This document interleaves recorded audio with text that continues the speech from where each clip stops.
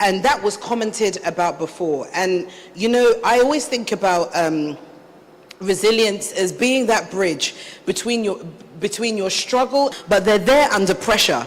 So they're there knowing that as soon as they get off that plane and they land in London at 6 a.m., they have to be at a meeting at 8 a.m. and deliver. Otherwise, they'll be returning on economy. You know, you don't know what people are going through. But the struggles that we hear and the stories that we hear about success, that struggle is always woven into the fabric of it. I really, even those what we call Nepo babies that are connected to someone else and connected to someone else, they will also have their struggles as well. So nothing in life is really about smooth sailing. But you know, it's a cliche that my mum always used to say to me, and I firmly believe it, and it's been rolled out in my life. Struggle is not the enemy, and it's the training ground for greatness, okay? And it's that aspect that there are moments in my journey that I have wanted to give up. There are moments in my journey that I've just thought, you know, what is the point of this? That I've done all of this. I should be here. No one is listening to me. No one is opening the doors for me, or at least leaving the door ajar so I can at least run through and slide through. People weren't doing that. In fact, you had people that they couldn't stand the fact that you had a black woman in that space and would rather slam the door. So there are many aspects of my life that I can think about where the struggle was there.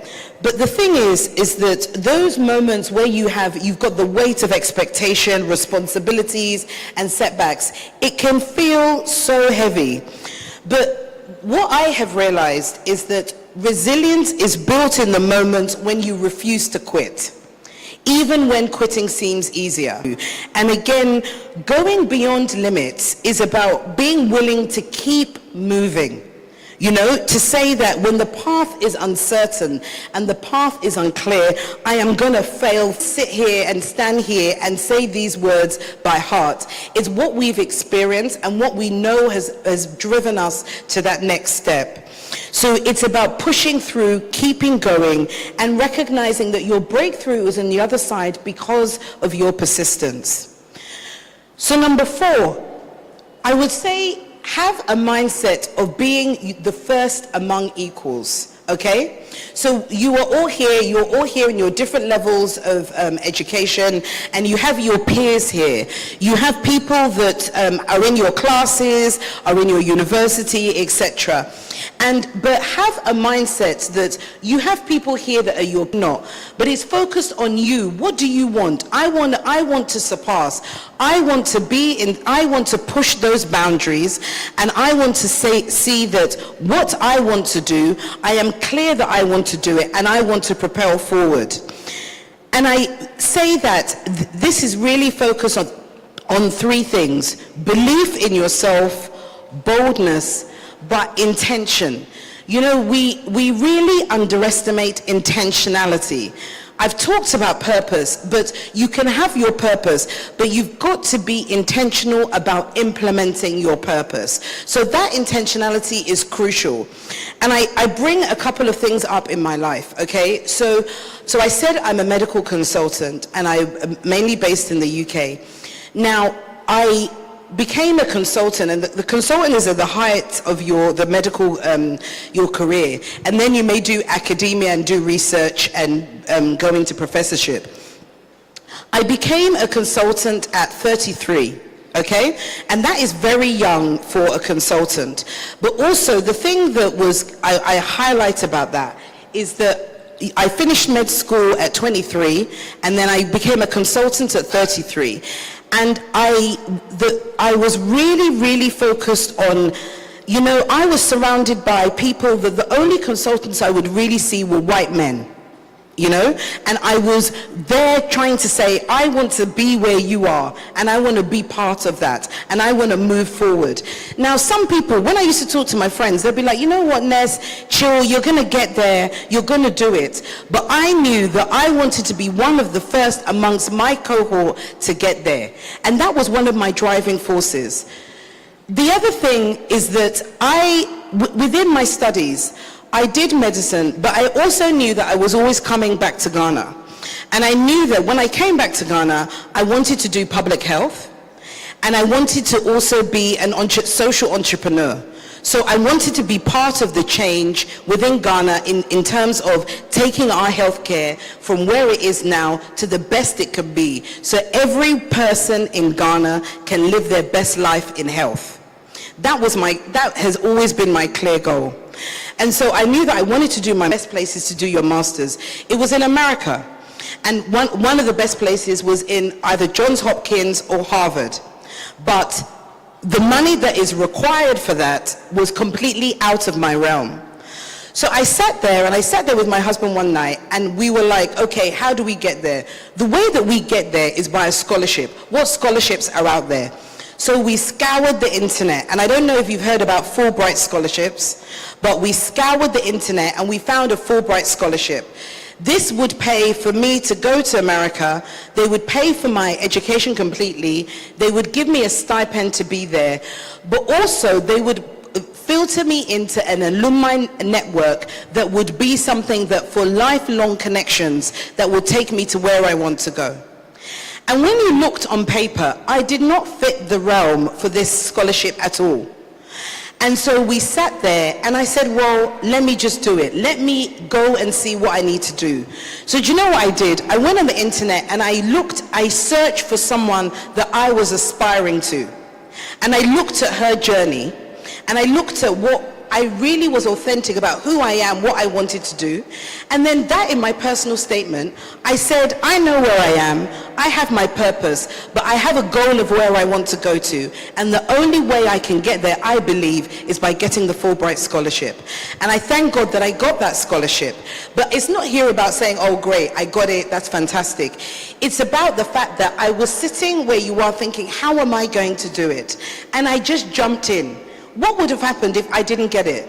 Nothing. I would have looked for another way. But I wanted to be in that place of opportunity, and I was prepared to fail forward. So I just remind you about that. And I go on to some other things just as I end. So, you know, it's a call to action. Sometimes when you're in a space, you can't see the possibility of that space. But I want to emphasize something to you. You know, Africa is rising. When you look around the world, there are many areas of the world that are imploding. There are so many things happening, and there are so many things that where people have gone, that in a day, their position of power has gone right to the ground. But we have fertile ground here that we have the opportunity, and particularly you guys, of being part of a generation that is redefining leadership, it is redefining innovation, and it is redefining success. But it also depends on whether people like yourselves are really prepared to go beyond limits, to go over and above, not to be deterred by all the political rhetoric, the social rhetoric. Forget about it.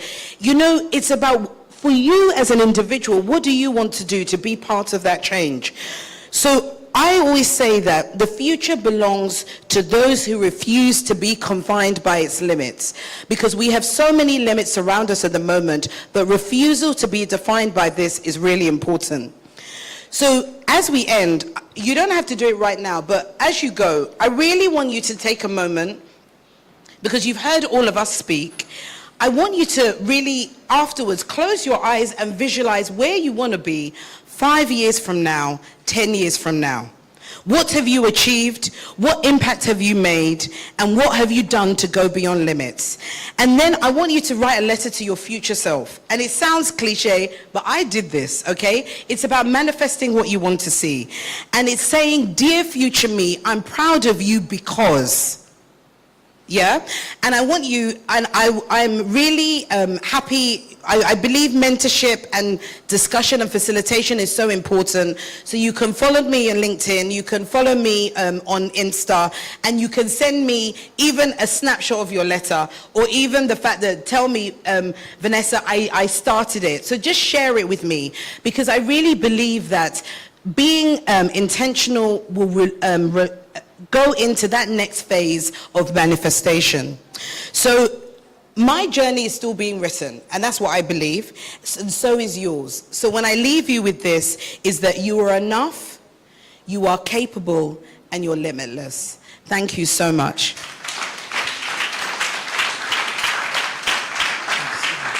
Oh, come on. All our female participants here, are you glad you listened to her? Then why don't you give her a round of applause? Come on, show some love to Dr. Pia. Come on, let's do it better. Success Africa. Beyond limits. Oh, come on, the energy is low. Success Africa. Beyond limits. Are you glad you came? Yes. Are you learning? Yes. One presentation from the other has been prepared to shape you and make you better. You listen to myself speaking as the first speaker. Then Moses Arthur came and took it to another level. We had David Aflu, GM, Foods GM, also bringing in his own perspectives, sharing with you his journey and how you can pick some lessons on his journey. Then we also had Dr. David Allen from First Bank, also representing the managing director. And I'm sure, even though he read a speech on behalf of the managing director, there were one or two lessons you picked. Do you agree with me? Then Dr. Pia being our first female speaker, bringing home her experience, her lessons. One more time, why don't we give that for our speakers? Oh, come on, do it better.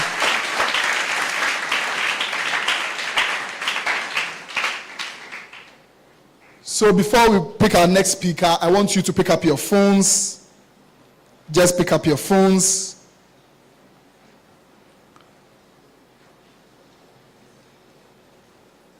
Pick up your phones and download the Absa Ready to Work app. The Absa Ready to Work app is a learning platform that allows you to learn various courses all for free, be made possible by Absa Bank. Kindly download and set up the app. Make sure at the last end, you enter Success Africa. The Absa Ready to Work app. All those who have downloaded, once we are done with the presentations, would call on you and pick some of you and give you the giveaways. I'm about to introduce our next speaker. Please don't forget you are benefiting 50 Ghana cedis in investments from InvestCorp. You are also getting same from Glyco Capital. It's a networking platform, and I'm sure some of you just go online, search for the speakers. Let me see those of you who are following me already. I'm not seeing you. I was just going to, and we continue to appreciate them in different.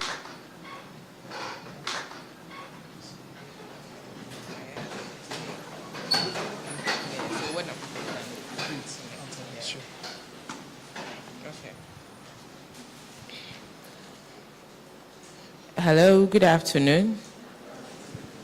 Okay, so you're supposed to say Success Africa. Success Africa. Okay, so I'm really impressed with the way Albert and the team have put this together, and the turnout is great. This together, and the turnout is great. Albert, I mean, we are talking about leadership here. How did you do it? you have to tell us. I mean, so, and I also want it to be a bit interactive, because today you've heard a lot. So at this point, I will certainly bring the mic around. I want to hear from some of you. But like Albert said, my name is Emilia Saki, and I'm head e-product sales and distribution, okay, where I manage the sales of